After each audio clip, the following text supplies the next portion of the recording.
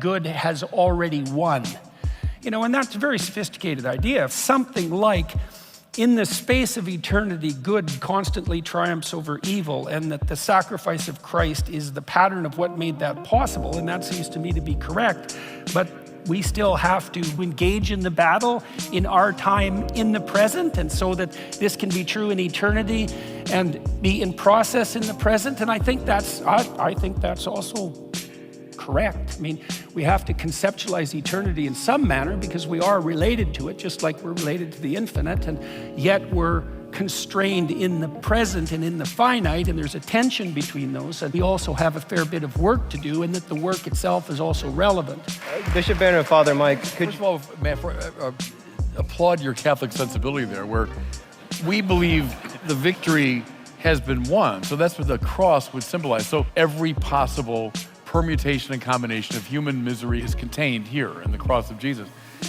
The resurrection signals that God's mercy and God's love is more powerful than any of that. The victory has been won. But then, when you read someone like Paul, it's like the Normandy invasion. Right? World War II is effectively over that day, yet there was still a lot of work to be done before the war was definitively over.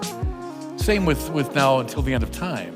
The battle's been won on the cross, but now we have the privilege of getting in the army of the crucified and risen Lord, and to do the mop-up work. How do you mediate that paradox? We do it with a kind of panache and confidence because we know the definitive battle's been won.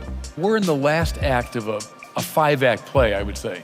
Creation, followed by the fall, followed by Israel, so God's rescue operation. Israel coming to its climax in the coming of the Mashiach, and now Act 5 we're in, which is the mop-up work. Now we join the army of the Mashiach, and then we do our bit to increase good and decrease evil. So we have to know what part of the play we're in. That's very important. We're in Act 5, but the previous 4 acts have to be understood clearly, or we won't know what we're doing in Act 5. If I could just add one more thing, is that human beings are created in God's image and likeness. It means there's an end. There's a thing God wants us to become. God is our Father. He doesn't want a bunch of pets. He wants children who are like Him. And we can only become like Him if we endure all the trials. So you think we have something difficult and important to do, and that's necessary? Have to. Right. Right. So that's part of the adventure or the That's privilege. our mission. Part of that story. That's the privilege of it, yeah. Fair enough.